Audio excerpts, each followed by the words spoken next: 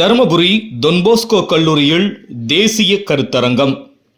Dharmapuri Don Bosco கல்லூரியில் தமிழ் துறை சார்பில் தமிழ் இலக்கியங்களில் வாழ்வியல் சிந்தனைகள் என்ற பொருண்மையில் தேசிய கருத்தரங்கு 14/3/2025 அன்று நடைபெற்றது.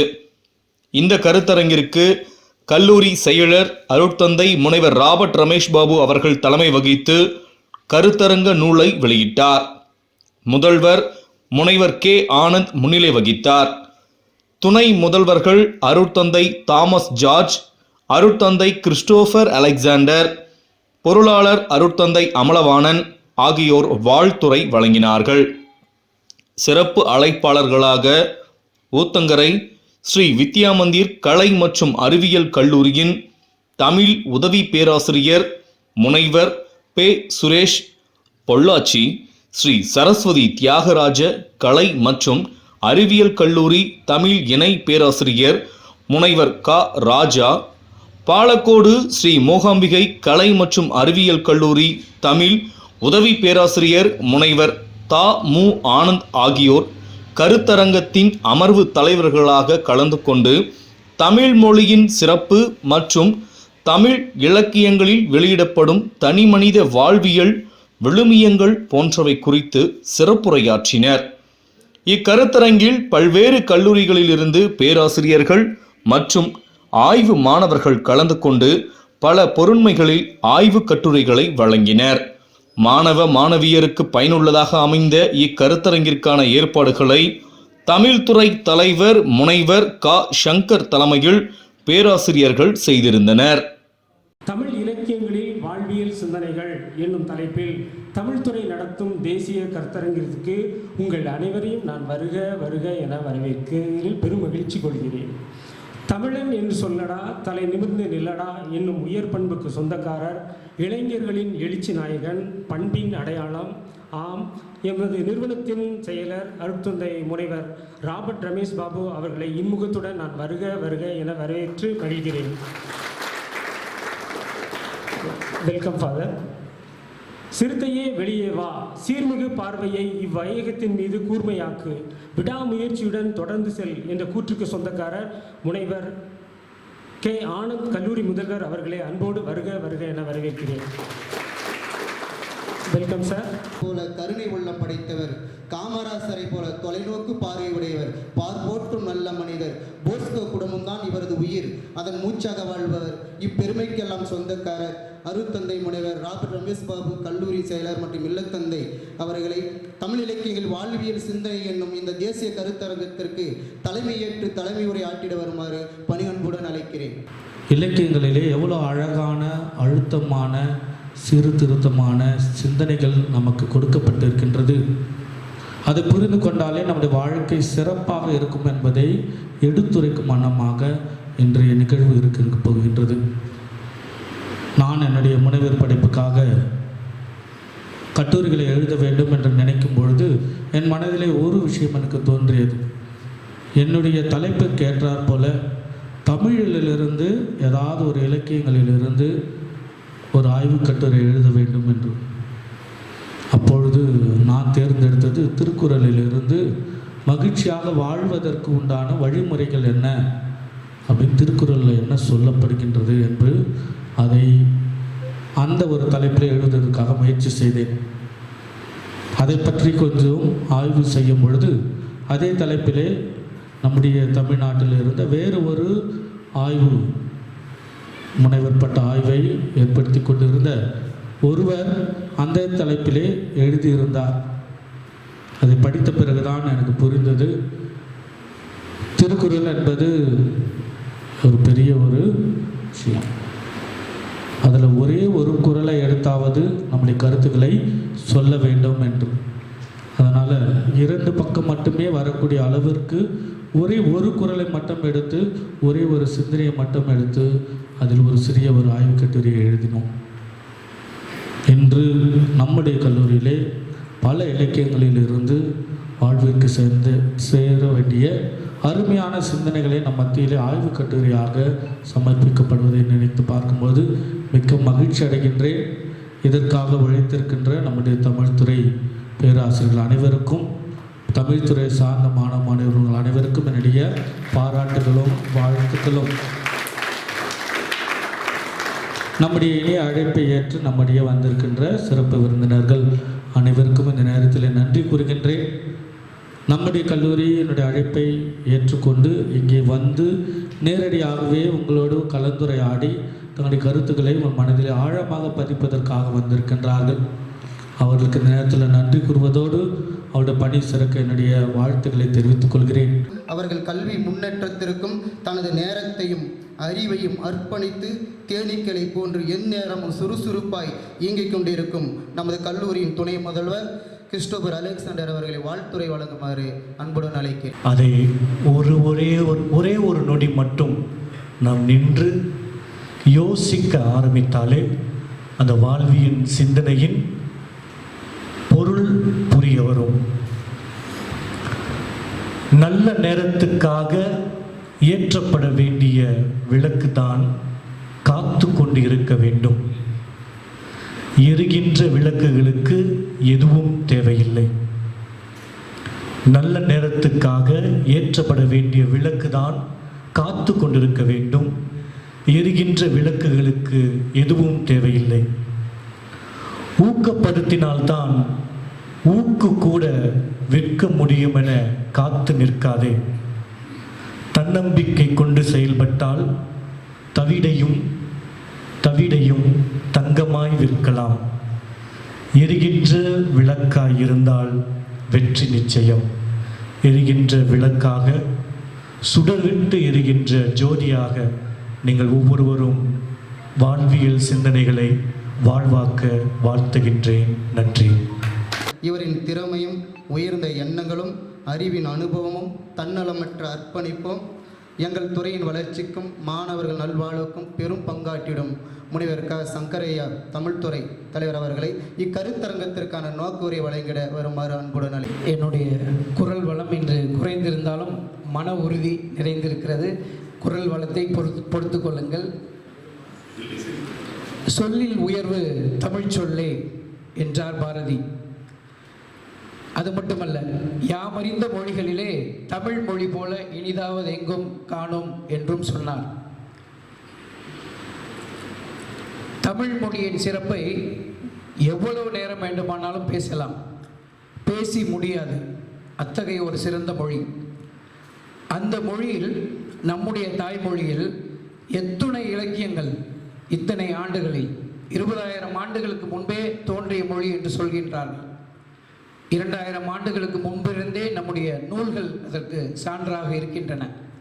அந்த நூல்களில் நாம் எப்படி வாழ வேண்டும் என்று எத்தனையோ புலவர்கள், எத்தனையோ அறிஞர்கள் நமக்கு வழிகாட்டியிருக்கின்றார்கள். தந்தை சொன்னது போல, நம்முடைய இல்லத்தந்தை சொன்னது போல, நாம் நம்முடைய வாழ்க்கையில் சில பண்புகளை இன்று மறந்து கொண்டிருக்கின்றோம். ஆனால் 2000 ஆண்டுகளுக்கு முன்பே நமக்கு அந்த பண்புகளை நினைவூட்டியிருக்கின்றார்கள். அதை நாம் மீண்டும் நினைந்து நம்முடைய வாழ்விலே தொடர்ந்து நல்ல அற வழியில் வாழ வேண்டும் என்ற ஒரு அருமையான நோக்கம்தான் இந்த கருத்தரங்கம் இங்கே ஏற்பாடு செய்யப்பட்டிருக்கிறது. பொருத்தமான நபர்களை இங்கு கருத்தரங்க தலைவர்களாக அழைத்திருக்கின்றோம்.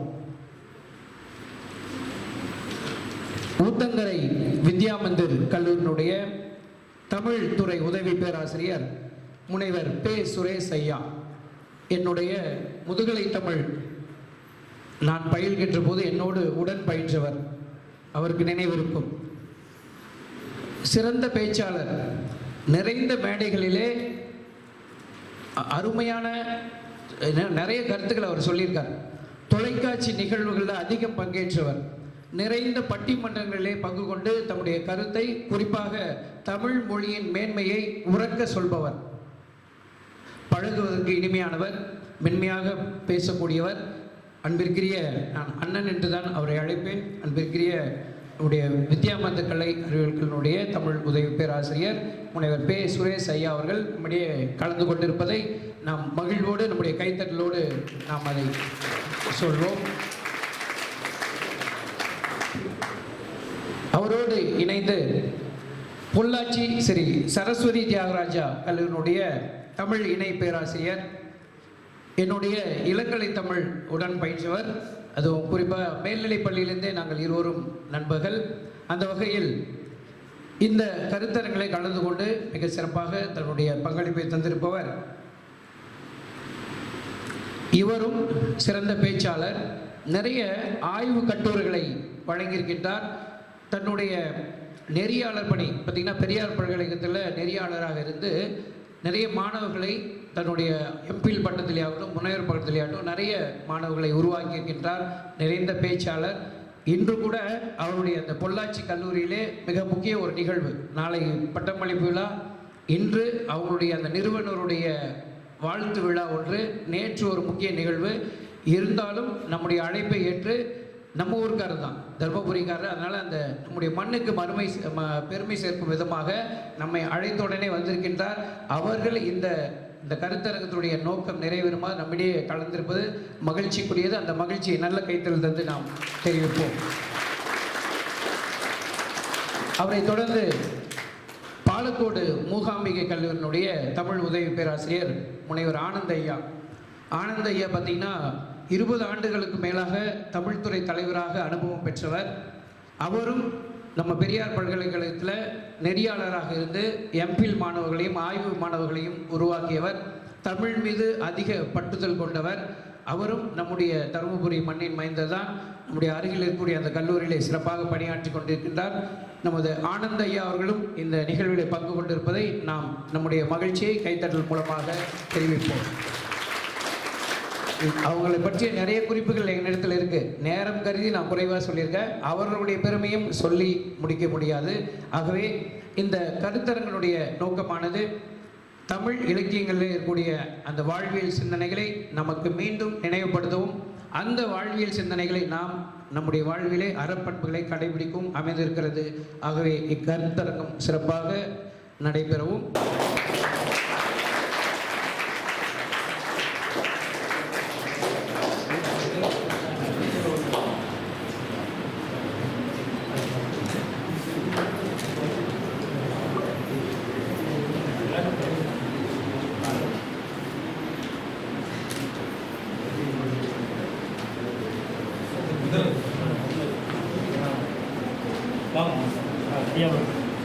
கருத்தரங்கு பன்னாட்டு கருத்தரங்கை டான் போஸ்கோ கல்லூரியினுடைய தமிழ்துறை நடாத்துகின்றது. தமிழ் இலக்கியங்கள் என்று சொன்னாலே அவைகள் முழுக்க வாழ்வியல் நெறிகளை போதிப்பதற்காகத்தான் ஏற்பட்டன.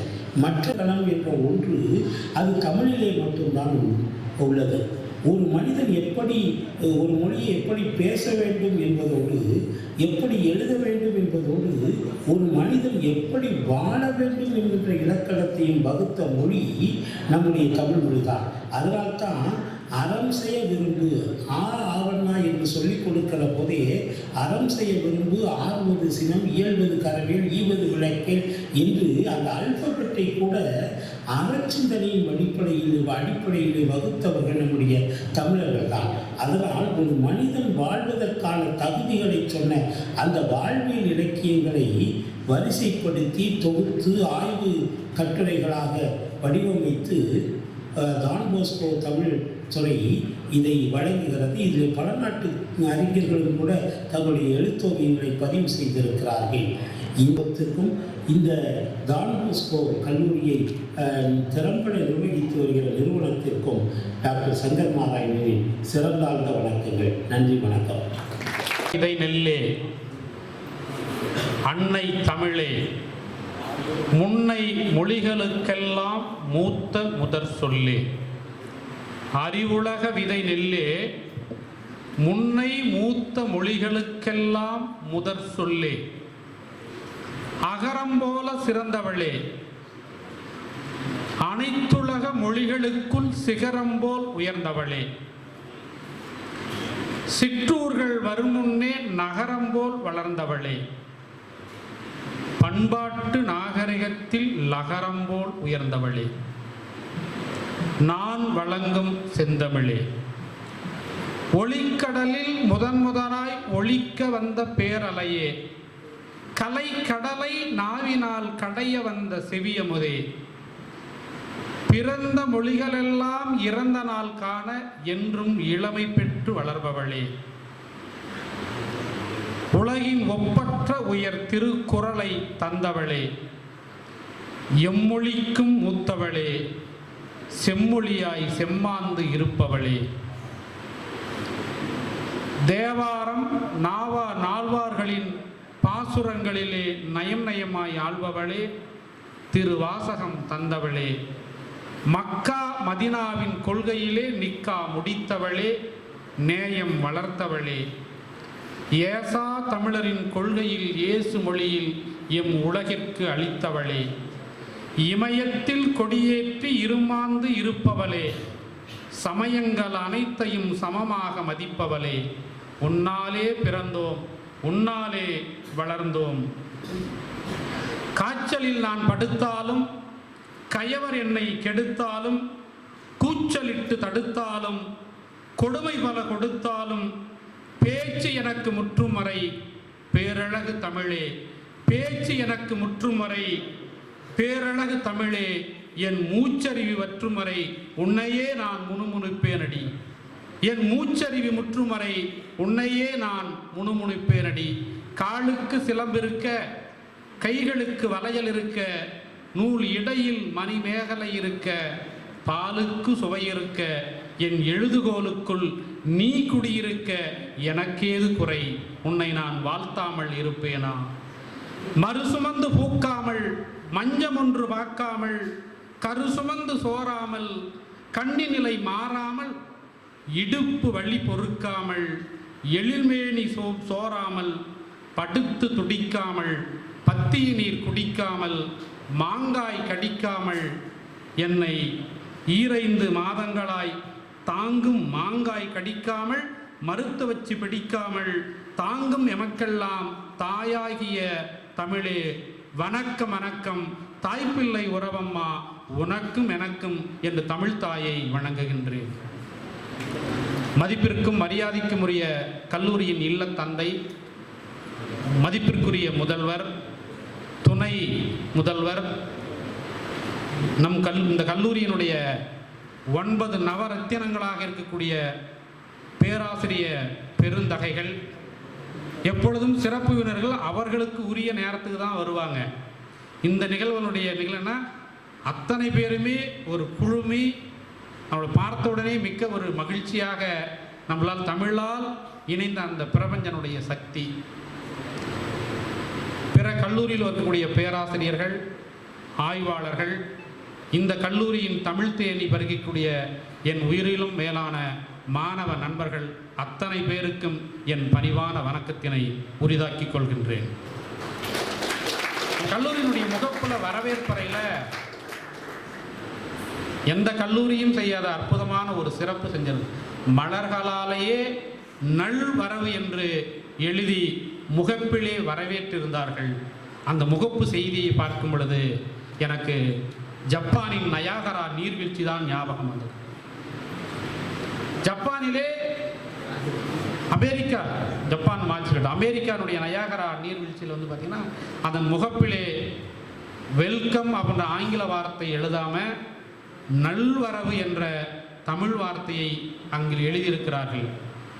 ஏன் இங்கே உங்களுடைய மொழி ஆங்கிலம், தமிழிலே நல்வரவு என்று எழுதி வைத்திருக்கிறீர்கள் என்று கேட்ட பொழுது அங்கே வாழக்கூடிய தமிழர்கள் சொன்னார்கள், உலகின் மூத்த மொழி தமிழ்மொழி, உலகின் உயர்ந்த மொழி தமிழ்மொழி, உலகின் உயர்ந்த நீர்வீழ்ச்சி நயாகரா நீர்வீழ்ச்சி, ஆகவே உயர்ந்த மொழியை உயர்ந்த இடத்திலே நாங்கள் பதிவு செய்து வைத்திருக்கிறோம் என்று சொன்னார்கள். அதுபோல நல்வரவு என்று அந்த மலர்களாலே எங்களை வரவேற்ற இந்த கல்லூரிக்கு கோடி கோடான நன்றி மலர்களை உங்களுக்கு நான் காணிக்கையாக்குகின்றேன். இப்ப தலைப்பு என்னன்னா, சங்க இலக்கியங்களில் வாழ்வியல். கர்த்தர் இது மாதிரி ஒரு விழாவில் பேசுறாரு, அவருக்கே ஒரு சந்தேகம் வருது, நம்ம பேசுறது எல்லாரும் கேட்குறாங்களா அப்படின்னு. காது உள்ளவர்கள் கேட்பீராக அப்படின்றார். ஒரு நிகழ்ச்சி சிறப்படைய 2 காது மடல்களையும் யாரு திறந்து வைத்து கேட்கிறார்களோ அவர்களுக்கு மட்டும்தான் காது உள்ளது, மற்றவர்களுக்கு காது இல்லை அப்படின்னு அர்த்தம் பொதிந்தான வார்த்தைகளை சொல்லியிருக்கிறார். அகஸ்டீன் அப்படின்ற ஒரு கிறிஸ்தவ ஞானியிடம் கேட்டார்கள், இயேசுனுடைய சொன்ன வார்த்தைகள், அவர் சொன்ன அறிவுரைகள் எல்லாம் நீங்கள் ஒற்றை வார்த்தையில் சொல்ல முடியுமா? இந்த பைபிளில் உள்ள எல்லா கருத்துக்களையும் ஒற்றை வார்த்தையிலேயே சொல்லணுமா? ஆமாம் என்றார். அந்த அகஸ்டின் என்ற ஞானி சொல்கிறார், இயேசு சொன்ன அறிவுரைகளையும் பைபிளில் உள்ள செய்திகளையும் ஒற்றை வார்த்தையில் சொல்ல வேண்டும் என்றால் அன்பாய் இரு. அந்த ஞானி சொன்ன வார்த்தை என்னது? அன்பாய் இரு. இதுதான் டான் பாஸ்கோ என்பவர் இந்த உலக மக்களுக்கெல்லாம் நாம் அன்பாக வாழ்ந்து காட்ட வேண்டும். மாணவர்களுக்கு எது தேவை என்றால் இன்றைக்கு சிறந்த ஆயுதம் எதுனா கல்விதான். ஆகவே முதலில் அதை கொடு. எவனெல்லாம் பசியாக இருக்கிறானோ அவனுக்கு உணவை கொடு. யாரெல்லாம் நோயை வாய்ப்பட்டிருக்கிறானோ அவனுக்கு மருந்து கொடு. அறியாமையில் எவன் வீழ்ந்து கிடக்கிறானோ அவனுக்கு கல்வி கொடு என்றார் டொன் பாஸ்கோ. அத்தகைய கல்வி நிலையத்தில் வாழ்வியல் சிந்தனைகளை பற்றி உரையாற்றுவதில் பெரும் மகிழ்ச்சி அடைகின்றேன். அனைவருக்கும் வணக்கம். நான் என் பெயர் அஜித்குமார். நான் அரசு கலை மற்றும் அறிவியல் கல்லூரியிலேருந்து வரேன், பெண்ணாகரம் காலேஜ். இங்கே எப்படி நடக்குதுன்னா, டொன் பாஸ்கோ கல்லூரியில் தமிழ் இலக்கிய தேசிய கருத்தரங்கத்தில் தமிழ் இலக்கியத்தில் வாழ்வியல் சிந்தனைகளை பற்றி ஒரு நேஷ்னல் செமினார் நடக்குது. அங்கே எனக்கு வாய்ப்பளித்த என்னுடைய தமிழ்துறை பேராசிரியரான பே. சுகுணேஸ்வரன் ஐயா அவர்களுக்கு மனமார்ந்த நன்றி தெரிவிக்கிறேன். இங்கே தமிழ் இலக்கிய வரலாற்றில் வாழ்வியல் சிந்தனைகளை பற்றி நான் எந்த அளவுக்கு தெரிஞ்சுக்கினா, தமிழ் மொழியை மூத்த மொழியாக சொல்லக்கூடிய அந்த தமிழ் பெருமையை நான் இங்கே கற்றுக்கிட்டேன். அதே போல் இந்த அருமையான கருத்தரங்கத்தை ஏற்படுத்தி கொண்ட டொன் பாஸ்கோ கல்லூரிக்கு மனமார்ந்த மிக்க மகிழ்ச்சியையும் நன்றியும் தெரிவித்துக் கொள்கிறேன். அதே போல் இங்கே இருக்கக்கூடிய இந்த சூழல் எனக்கு ரொம்ப பிடிச்சிருந்தது. அதுக்கப்புறம் இந்த நேஷ்னல் செமினாரில் 3 அமர்வுகள் அமைக்கப்பட்டிருந்தாங்க. முதல் அமரில் சுரேஷ் ஐயா கிருஷ்ணகிரியிலிருந்து வந்தாங்க. ரொம்பவும் அருமையாகவும் தமிழ் மொழியை அதிகளவு பற்றுக்கொண்ட அந்த ஐயா அவர்களுக்கு மிகவும் மனமார்ந்த நன்றியை தெரிவித்துக்கிறேன். வணக்கம், என் பேர் சிரியா. நான் அரசு கலை அறிவியல் கல்லூரி பெண்ணாகரத்துலேருந்து வரேன்.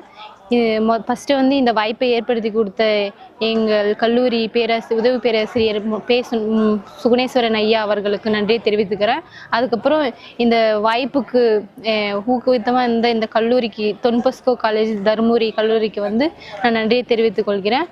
இங்கே டொன் பாஸ்கோ கல்லூரியில் ஒரு தமிழ் இலக்கிய வாழ்வியல் சிந்தனைகள் அப்படின்ற நேஷ்னல் செமினாருக்கு நான் வந்தேன். இந்த செமினார் மூலிமா நான் நிறைய தமிழ் இன்னும் எங்கெங்கே வளர்ந்துட்டுருக்கு, அதனோட பற்று, இந்த சமுதாயத்தில் தமிழ் எந்த நிலையில் இருக்குது அப்படின்றத பற்றி நான் தெரிஞ்சுக்கினேன். தமிழோட பெருமையை இந்த செமினார் மூலிமா நான் புரிஞ்சுக்கினேன். அது இல்லாமல் நிறைய பேர் கட்டுரையை வெளியிட்டதுனால அதை நான் பார்த்ததுனால எப்படி நாமளும் ஒரு கட்டுரையை வெளியிடணும், இந்த மாதிரி ஒரு செமினாரில் நாமளும் போய் பேசணும் அப்படின்ற ஒரு ஊக்குவித்தனமாக இந்த செமினார் எனக்கு இருந்துச்சு. நானும் இந்த மாதிரி நிறைய கட்டுரை எழுதி வெளியிடணும், தைரியமாக பேசணும் அப்படின்றது இந்த கட்டுரை மூலிமா நான் இந்த வாழ்வியல் சிந்தனைக்கு இந்த காலேஜுக்கு வந்தது மூலிமா நான் தெரிஞ்சுக்கிட்டேன். அந்த வாய்ப்பை ஏற்படுத்தி கொடுத்த இந்த கல்லூரிக்கு நன்றி. என் பெயர் சிவித்யா, முனைவர் பட்ட ஆய்வாளர், முழு நேரம், தருமபுரி அரசு கலைக்கல்லூரி தருமபுரி. நான் டொன் பாஸ்கோ கல்லூரி தமிழ்துறை நடத்தும் கருத்தரங்கம் தமிழ் இலக்கியங்களில் வாழ்வியல் சிந்தனைகள் அந்த தலைப்பில் கருத்தரங்கத்தில் கலந்து கொள்ள வந்திருக்கிறேன். இங்கே கலந்து கொண்ட சிறப்பு விருந்தினர்கள் மற்றும் ஆய்வாளர்கள், முனைவர் பட்ட ஆய்வாளர்கள் அந்த தலைப்பில் நிறைய சிறப்பு விருந்தினர்லாம் அவங்களுடைய கருத்தை பகிர்ந்தாங்க. நம்ம வாழ்க்கையில் எப்படி இருக்கணும், நம்முடைய அகம் என்ன, வாழ்க்கை என்ன, புற வாழ்க்கை என்ன, நம்ம நம்பிக்கை என்ன, பழக்க வழக்கங்கள் என்ன, அப்படி எல்லாமே ஒவ்வொருத்தரும் ஒவ்வொன்றும் சொன்னாங்க. அது மட்டும் இல்லாமல் நம்ம வாழ்க்கையில் என்ன கடைபிடிக்கணும், கடைபிடிச்சா நமக்கு என்ன நன்மை கிடைக்கும் அப்படின்னு சொல்லிட்டு இந்த கருத்தரங்கம் மூலிமா நான் தெரிஞ்சுக்கிட்டேன். அனைவருக்கும் காலை வணக்கம். என்னுடைய பெயர் கவிதா. நான் தருமபுரி டொன் பாஸ்கோ கல்லூரியில் பயின்று வருகிறேன். இளங்கலை தமிழ் 3ஆம் ஆண்டு. இன்றைக்கி பார்த்திங்கன்னா எங்களுடைய கல்லூரியில் தமிழ் இலக்கியங்களில் வாழ்வியல் சிந்தனைகள் தேசிய கருத்தரங்கம் நடைபெற்று கொண்டிருக்கிறது. அனைவருக்கும் இனிய நண்பகல் வணக்கம். இன்று தருமபுரி டொன் பாஸ்கோ கல்லூரி தமிழ்துறை சார்பாக தமிழ் இலக்கியங்களில் வாழ்வியல் சிந்தனைகள் என்கிற பொருண்மையில் தேசிய கருத்தரங்கமானது இனிதே தொடங்கியிருக்கின்றது. இந்த நிகழ்விலே பல்வேறு மாவட்டங்களை சார்ந்தவர்கள், பிற மாநிலங்களை சார்ந்த கட்டுரையாளர்கள் இந்த தமிழ் இலக்கியங்களில் வாழ்வியல் சிந்தனைகள் என்கிற தலைப்பிலே பல்வேறு கட்டுரைகளை இங்கே வழங்கியிருக்கின்றார்கள். அதோடு மட்டுமன்றி தருமபுரி மாவட்டத்தில் உள்ள பிற கல்லூரியை சார்ந்த மாணவ மாணவிகள் பேராசிரியர்களும் இந்த இனிய நிகழ்விலே பங்கு கொண்டு தங்களுடைய ஆய்வு கட்டுரைகளை வழங்கியிருக்கின்றார்கள். எங்களுடைய தருமபுரி தொன்போஸ்கோ கல்லூரி நிர்வாகத்தினுடைய அருட்தந்தையர்கள் இந்த அற்புதமான இந்த கருத்தரங்க நிகழ்விற்கு அனுமதி அளித்ததோடு இதற்கு தேவையான உதவிகளையும் இங்கு செய்திருக்கின்றார்கள். பொதுவாக மனிதன் தன்னுடைய வாழ்க்கையை எப்படி வாழ வேண்டும் என்பதை நம்முடைய இலக்கியங்கள் சொல்லியிருக்கின்றன. தமிழ் மொழியை பொறுத்தவரை 20,000 ஆண்டுகளுக்கு முன்பே தோன்றியதாக சொல்வதோடு கடந்த 2000 ஆண்டுகளுக்கு முன்பிருந்தே தமிழ் இலக்கியங்கள் நமக்கு கிடைத்திருக்கின்றன. அந்த அடிப்படையில் நமக்கு கிடைத்திருக்கக்கூடிய அந்த இலக்கியங்களில் சொல்லப்பட்டுள்ள வாழ்வியல் கருத்துக்களை மிகச்சிறப்பாக நாம் அனைவரும் கருத்தில் கொண்டு வாழ வேண்டும். தமிழ் இலக்கியங்கள் சொல்கிற அறக்கருத்துக்களை நம்முடைய வாழ்வியலை நாம் கடைபிடிக்க வேண்டும் என்கிற நோக்கத்திலே ஏற்பாடு செய்யப்பட்டிருக்கிற இந்த கருத்தரங்கமானது இன்று நம்முடைய மாணவிகளுடைய பங்களிப்போடு சிறப்பாக நடைபெற்று கொண்டிருக்கிறது. இதற்கு ஒத்துழைத்த அனைவருக்கும் இந்த நேரத்திலே எங்களுடைய நன்றியை தெரிவித்துக் கொள்கிறோம். நன்றி. வணக்கம். என் பெயர் மு இளங்கோ. ஜெயம் கலை மற்றும் அறிவியல் கல்லூரியில் 3ஆம் ஆண்டு பயின்று வருகின்றேன். தருமபுரியில் உள்ள தொன்போஸ்கோ கல்லூரியில் நடைபெற்ற தேசிய கருத்தரங்கமான தமிழர் வாழ்வியல் சிந்தனைகளில் தமிழர்கள் எப்படி வாழ்ந்தாங்க, அவர்களோட பண்பாடு, வீரம், அறநெறி போன்ற பல்வேறு கருத்துக்களை நாங்கள் அறிஞ்சிக்கணும். உதாரணமாக புறநானூரில் எப்படி அவர்கள் வாழ்ந்தாங்க, போர் வீரம், அதை பற்றி தெரிஞ்சுக்கணும். மேலும் சிலப்பதிகாரத்தில் கண்ணகி எப்படி கற்பு கண்ணகியாக இருந்து வாழ்ந்தாங்க அப்படின்றத பற்றியும் தெரிஞ்சுக்கணும். இது போன்ற பல்வேறு செய்திகளை தெரிஞ்சுக்கணும். இதுக்கு வாய்ப்பளித்த தொன்போஸ்கோ கல்லூரிக்கும் தொன்போஸ்கோ கல்லூரிக்கு செல்ல வாய்ப்பளித்த ஜெயம் கலை மற்றும் அறிவியல் கல்லூரிக்கும் நன்றி. என்னோட பேர் திவ்யா. நான் இளங்கலை தமிழ் 3ஆம் ஆண்டு தொன்போஸ்கோ கல்லூரியில் படிக்கிறேன். இன்றைக்கி எங்கள் தமிழ் துறை எல்லாரும் இணைந்து, பேராசிரியர்கள் அனைவரும் இணைந்து தேசிய கருத்தரங்கம் நடந்துட்டுருக்கு. அந்த தேசிய கருத்தரங்கத்தில் கல் தோன்றா காலத்தே முன்தோன்றிய மூத்த குடி தமிழ்னு சொல்லி தமிழ் எப்படி எப்படி வளர்ந்துச்சு, அந்த தமிழை நாம் எப்படி வளர்க்கணும், அந்த தமிழில் அறங்கள் ஒரு மனித வாழ்வில் எப்படி அந்த மனிதன் வாழணும் அப்படின்ற கலாச்சாரத்தையும் பண்பாடையும் இந்த தேசிய கருத்தரங்கம் எங்களுக்கு சொல்லி கொடுத்துருக்கு. அதே மாதிரி அகநானூறு, புறநானூறு, 8 தொகை நூல்கள், 10 பாட்டு நூல்கள், அதிலிருந்து சொல்லப்பட்ட அறக்கருத்துகள், வாழ்வியல் சிந்தனைகளும் இங்கே கலந்து கொண்டு இருக்கிற சிறப்புரையாளர்கள் எல்லாருமே அவங்களுடைய கருத்துக்களை சொன்னதிலிருந்து நாங்கள் நிறைய கருத்துக்களை தெரிஞ்சுக்கிட்டோம் சார். இந்த கருத்துக்கள் எங்களோட வாழ்வியலில் நாங்கள் பயன்படுத்தி நாங்கள் வெற்றி அடைவோன்றது சொல்லிக்கிறோம். என்னோட பேர் கவிதா. நான் தருமபுரி தொன்போஸ்கோ கல்லூரியில் இளங்கலை தமிழ் 3ஆம் ஆண்டு படிக்கிறேன். இன்று தேசிய கருத்தரங்கமானது எங்களது தொன்போஸ்கோ கல்லூரியில் நடைபெறுகிறது. அதோடைய தலைப்பு என்னன்னா, தமிழ் இலக்கியங்களில் வாழ்வியல் சிந்தனைகள். பலர் தமிழர்கள் நிறைய ஆய்வு கட்டுரைகள், கவிதைகள் அந்த மாதிரிலாம் அவங்க வெளியிட்டிருக்காங்க. இப்போ நாங்கள் ஒரு சில மாணவர்கள் பிற கல்லூரி மாணவர்கள் அந்த மாதிரி பல மாநிலத்திலேருந்து ஆய்வு கட்டுரைகளை வெளியிடுறதுக்காக எல்லாம் வந்திருக்காங்க. அவங்க மூலியமாக அவங்க நிறைய விஷயத்த அகநானூறு, புறநானூறு, அப்புறம் இன்னும் நிறைய விஷயத்த அவங்க எங்களோட பகிர்ந்து கொண்டாங்க. தருமபுரி தொன்போஸ்கோ கல்லூரி தருமபுரியில் 2007 முதல் இன்று வரை இயங்கி வருகிறது. அந்த கல்லூரியில் தமிழ் இலக்கியம், இளங்கலை மற்றும் முதுகலை பாடங்கள் நடைபெற்று வருகிற காரணத்தினால் அங்கு பயிலக்கூடிய மாணவர்களுக்கு ஆக்கமுள்ள, அறிவார்ந்த, நல்ல பல கருத்துக்களை பதிவித்து அவர்களை இந்த சமுதாயத்திற்கு நல்ல மனிதர்களாக அனுப்ப வேண்டும் என்பது இந்த கல்லூரியின் நோக்கம். அந்த அடிப்படையிலேயே இன்று தமிழ்துறை சார்பாக தேசிய கருத்தரங்கு ஒன்று நடைபெற்று கொண்டிருக்கிறது. அந்த கருத்தரங்கின் தலைப்பாக தமிழ் இலக்கியங்களில் வாழ்வியல் சிந்தனைகள் என்கிற தலைப்பிலே ஆய்வரங்கம் நடந்து கொண்டிருக்கிறது. வெற்றிகரமாகவும் நடைபெற்று வருகிறது. இந்த ஆய்வரங்கத்திற்கு லண்டன், கனடா போன்ற மேலை நாடுகளிலிருந்து புலம்பெயர் தமிழர்கள் தங்களுடைய தமிழ் ஆளுமை கட்டுரைகளை வழங்கி சிறப்பித்திருக்கிறார்கள். அதிலே தமிழ் இலக்கியங்கள் ஏன் வாழ்வியலோடு பொருந்தி இருக்கிறது என்று சொன்னால், தமிழன் அறத்தோடு வாழ்ந்தவன் என்பதற்கு ஏராளமான சான்றுகள் இருக்கிறது. அதில் ஒரு சான்று பாரதிதாசன் இப்படி பேசுவார்: தாயை படித்தவனை விட்டுவிடு, தமிழை படித்தவனை தாய் தடுத்தாலும் விடாதே என்கிற கூற்றை முன்வைப்பார். தமிழ் என்கிற மொழி இரவா மொழி. தமிழை வள்ளுவன் தமிழ் என்று சொல்லாமல் அமிழ்து என்று சொல்கிறான். அமிழ்தம் என்றால் அழிவில்லாதது என்று பொருள் என்பதற்கு இது காரணமாகும். ஆக அந்த அடிப்படையிலேயே இந்த கருத்தரங்கம் 50 கட்டுரைகளுக்கு மேலாகவும் 300 பக்கங்களை கொண்ட ஒரு ஆய்வு கோவையாகவும் இன்று வெளியிடப்பட்டிருக்கிறது. அந்த அடிப்படையில் தமிழன் எங்கு சென்றாலும் சிறப்புடன் வாழ்வான் என்பதற்கு இந்த ஆய்வரங்குகள் போன்ற மிகப்பெரிய கருத்தரங்குகள் எல்லாம் பயன்பட்டு கொண்டிருக்கிறது. எனவே தருமபுரி மாவட்டத்தில் இயங்கி வருகிற டொன்போஸ்கோ நிறுவனம் பாதிரியார்களால் நடத்தப்படக்கூடியது. 18ஆம் நூற்றாண்டுகளிலே பாதிரிமார்கள் வந்து தமிழை வளர்த்தது போல் இந்நிறுவனமும் தமிழ் இலக்கியங்களை வளர்த்து கொண்டு வருகிறது. ஆகையால் இந்த கருத்தரங்கமானது சிறப்புற நடைபெற்று கொண்டிருக்கிறது. அதற்காக நிறுவனத்துக்கும் எங்களுடைய மாணவ செல்வங்களுக்கும் நாங்கள் இந்த நேரத்தில் நன்றி கடன் பட்டிருக்கிறோம். தமிழை வளர்ப்பதற்கு மட்டுமல்ல, இது தகடூர் மண், அதியன் வாழ்ந்த மண், அவ்வை வாழ்ந்த மண் என்கிற காரணத்தினாலே இது போன்ற சிறப்பு நிகழ்வுகளையெல்லாம் தொகுத்து வழங்கி கொண்டிருக்கிறோம். நன்றி.